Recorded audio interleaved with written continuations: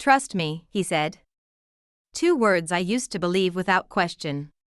Daniel wasn't just my boyfriend, he was the man I thought I'd build my entire life with. He was smart, charming, ambitious, the total package. So when he told me he had an opportunity that could secure our future, I didn't hesitate for a second. But here's the truth no one ever tells you. Sometimes the people who say trust me are the very ones you should be running from as fast as you can. Daniel and I had been together for almost 3 years. We were saving up for a home, talking about engagement rings, we were building that perfect picture together. And then, the crypto fever hit. Suddenly, he was staying up all night, eyes glued to charts, whispering about early adopter gains and to the moon. One night, he turned to me with that incredibly confident smile, the one I could never say no to, and said, "Babe, if we pool our savings, we can literally double it in a few months. I've already got the whole plan figured out." It felt risky, I won't lie. A little voice in my head was screaming, but he was so convincing. He made it sound like we were on the verge of financial freedom. So, I did it. I transferred my entire life savings, all $18,000 of it, into what he called our shared crypto wallet. We celebrated with champagne that night, toasting to a future that, little did I know, we would never reach. The first few weeks passed, then a couple of months. No returns. No updates. Every time I asked him about it, he'd brush it off with some excuse.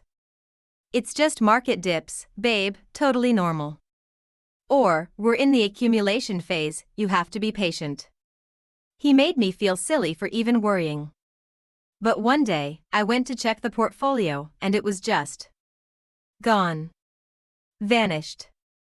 Like it had never even existed. I completely panicked. My heart was pounding, my hands were shaking. But he stayed so calm, almost unnervingly calm. "Relax," he said, not even looking up from his phone. "I'm handling it. Just trust me." That phrase again. But then, my eyes started to notice things. A brand new, expensive gaming console on his shelf.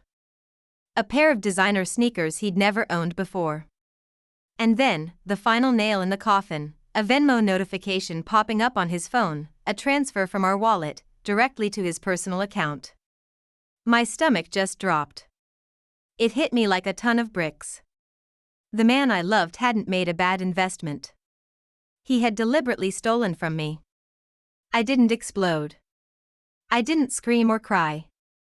I went completely cold. And I started to plan. A few days later, when he had the audacity to suggest we invest more to recover our supposed loss, I agreed. Way too easily.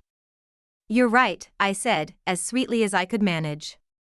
About a month later, I saw him being led out of his apartment in handcuffs.